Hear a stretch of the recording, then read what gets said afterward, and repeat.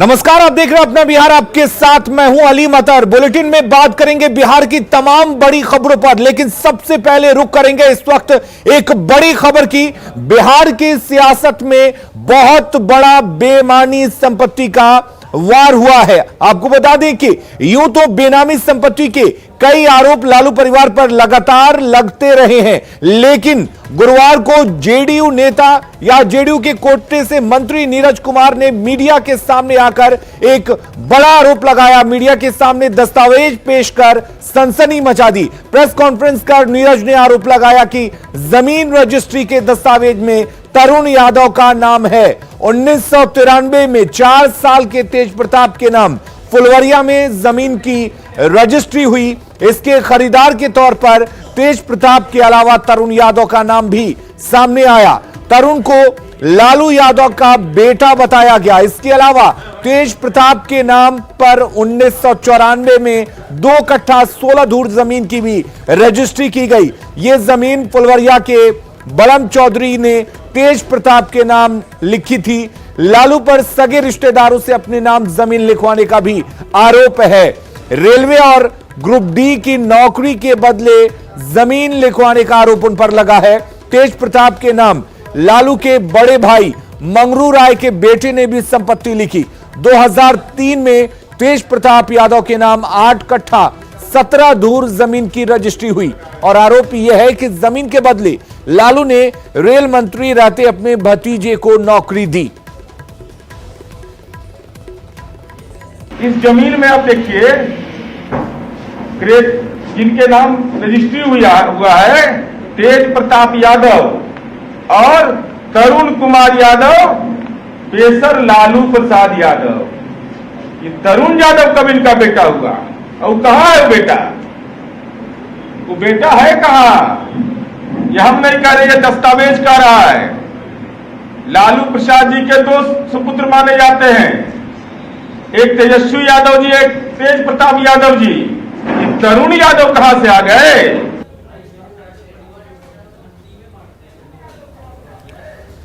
और हमारे साथ इस खबर पर ज्यादा जानकारी के लिए अमित सिंह जुड़े हुए हैं। अमित, जिस तरीके से कल जेडीयू कोटे से मंत्री नीरज ने तमाम आरोप लगाए थे और सवाल खड़ा किया था कि आखिर लालू के 2 बेटों तेज प्रताप तेजस्वी के अलावा ये तीसरा तरुण यादव कौन है, और अब तक उसका खुलासा नहीं हुआ, तो क्या यह माना जाए कि यह एक बड़ा बेनामी संपत्ति का मामला है?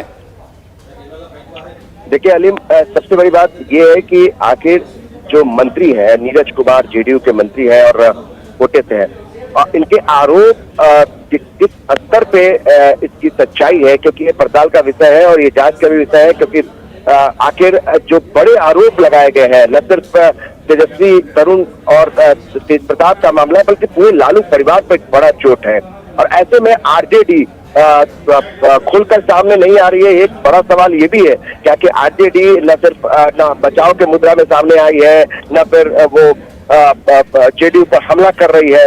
तो ये कहीं ना कहीं जवाब तो आरजेडी को भी देना होगा, और क्या कुछ इसके पीछे की सच्चाई है ये भी जानना जरूरी है। लेकिन जो बड़ा आरोप है अलीम, इस पर अगर हम लोग गौर करें तो लालू प्रसाद यादव के जो 2 बेटे हैं तेजस्वी और तेज प्रताप यादव, जिस तरुण यादव की बात की जा रही है, जो जानकार है, जो आरजेडी को चाहे लालू प्रसाद यादव को करीब से जानते हैं या फिर जो हमने लंबे समय तक आरजेडी को कवर किया है, उसमें तरुण यादव जो है वो तेजस्वी यादव का ही नीक नेम बताया जाता है।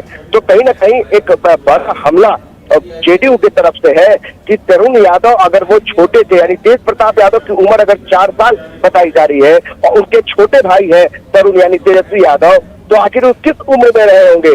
2-3 साल का अगर फासला होगा। तो जो कानूनी जानकार है अलीम, वो बताते हैं कि कोई भी आदमी, यानी अगर कोई जमीन खरीद या फिर बिक्री करता है तो उस समय नीक नेम से ले सकता है। लेकिन सवाल ये है कि क्या इस छोटे से उम्र में जो खरीद बिक्री हो सकती है कि नहीं? तो कानूनी जो जानकार लोग हैं वो बताते हैं कि नहीं हो सकती है।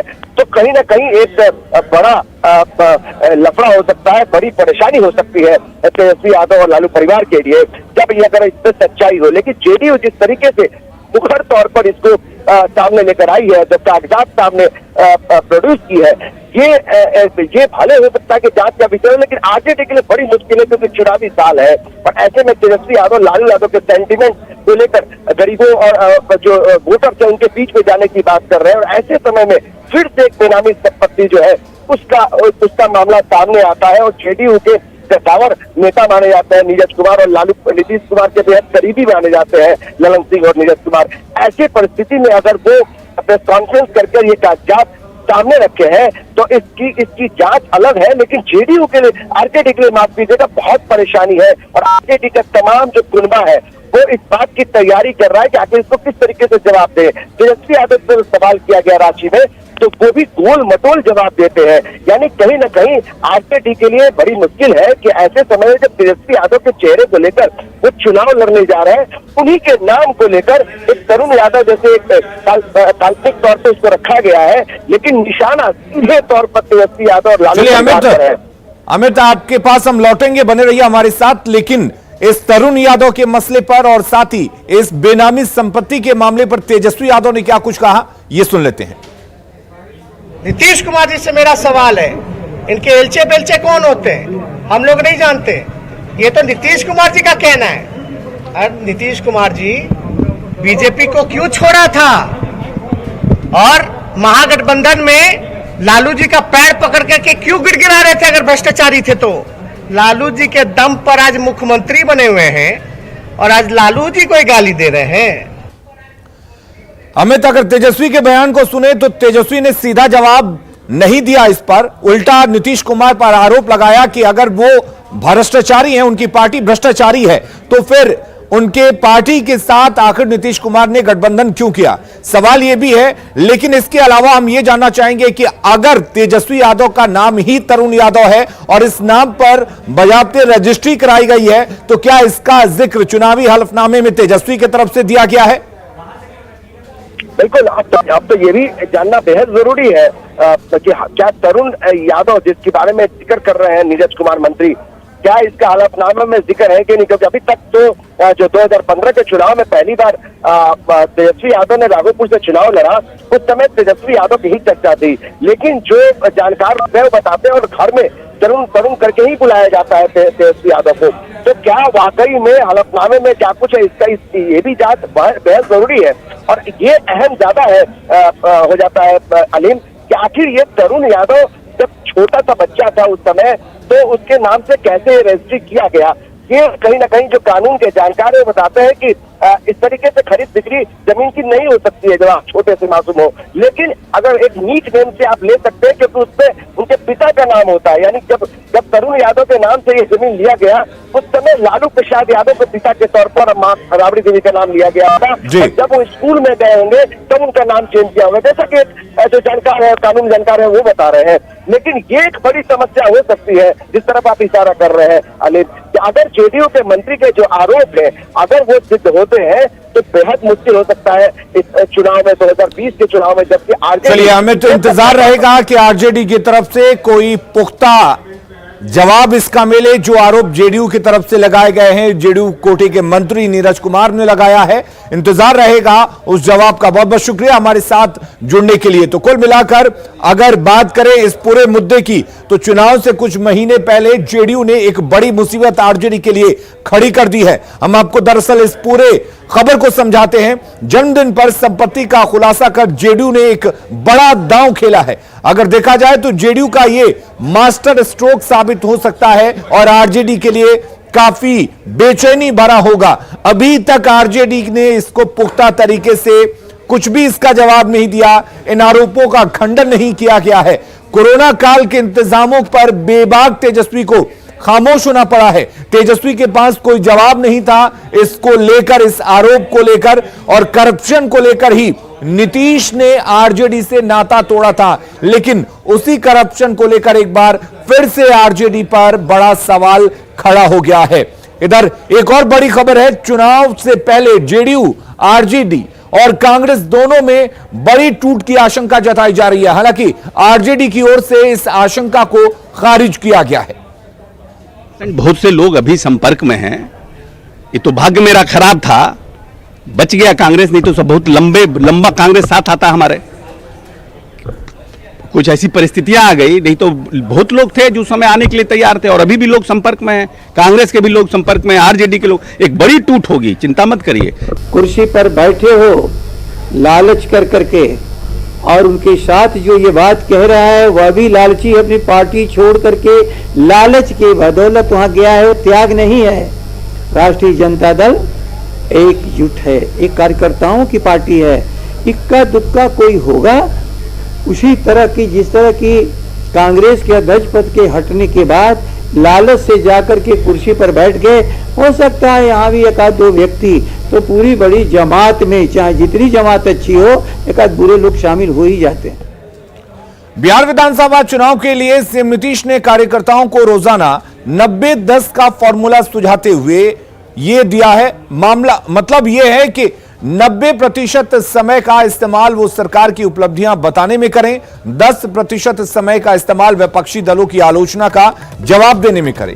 नीतीश कुमार पिछले 5 दिनों से पार्टी कार्यकर्ताओं के साथ 4 से 6 घंटे वीडियो कॉन्फ्रेंसिंग के जरिए वर्चुअल सम्मेलन करते हैं। वर्चुअल सम्मेलन का आज आखिरी दिन है। इस दौरान वो 90-10 के फॉर्मूले पर काम करने का नुस्खा दे रहे हैं। नीतीश कुमार आज 5 जिलों के कार्यकर्ताओं को टिप्स देंगे, जिसमें अरवल, जहानाबाद, औरंगाबाद, गया और नवादा शामिल हैं। नीतीश कुमार के वर्चुअल सम्मेलन में कोरोना से लेकर विकास की योजनाओं तक पर बात होती है, मगर खास तौर पर उनके निशाने पर लालू राबड़ी राज का 15 साल होता है, जिसकी वो अक्सर अलग अलग तरीके से आलोचना करते रहते हैं। बिहार में इस साल अक्टूबर से नवंबर के बीच में विधानसभा चुनाव होने हैं। ऐसे में नीतीश कुमार इस वर्चुअल सम्मेलन के जरिए अपने तमाम कार्यकर्ताओं को, नेताओं को टिप्स देने में अभी से जुट गए।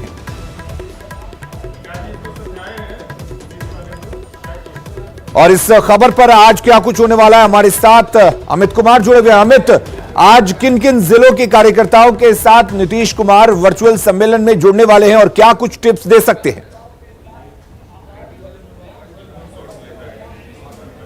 देखिए अनूप, आज 11 बजे से जो है वो नीतीश कुमार जो मुख्यमंत्री हैं उनका वर्चुअल रैली जो है, माफ कीजिएगा, जो संबोधन है वो शुरू होगा। और इसकी शुरुआत जो है वो अरवल और जहानाबाद से होगी। इसके बाद औरंगाबाद के जिले जो हैं वहाँ पे वर्चुअल जो संवाद है, जनसंवाद, वो करेंगे, पार्टी के कार्यकर्ताओं से बात करेंगे। उसके बाद शाम 4 बजे जो है गया और नवादा, इन 2 जिलों के जो पार्टी के कार्यकर्ता हैं, नेता हैं, उनसे वो संवाद करेंगे। सबसे अहम बात है कि नीतीश कुमार लगातार जो है 5 दिनों से ये वर्चुअल संवाद कर रहे हैं और आज उसका आखिरी दिन है। तो आज जो है जो बचे हुए जिले थे 5 जिले, उनके कार्यकर्ताओं से वो बात करेंगे और निर्धारित समय जो है 11 बजे से रखा गया है। 11 बजे जो है जहानाबाद अरवल के जो कार्यकर्ता हैं उनसे वो बात करेंगे। उसके बाद 12 बजे जो है औरंगाबाद, फिर गया और नवादा के जो जिले हैं वहां से वो बात करेंगे कार्यकर्ताओं से। सबसे बड़ी बात जो है वो यही है कि इस संवाद में नीतीश कुमार अपने, जैसा आपने भी बताया कि 90-10 का फॉर्मूला नीतीश कुमार ने रखा है। 90% जो है वो जो सरकार के कामकाज रहे हैं पिछले 15 साल का, उनको जनता के बीच लेकर के जाना, कैसे जाना है, इसके टिप्स वो देते हैं।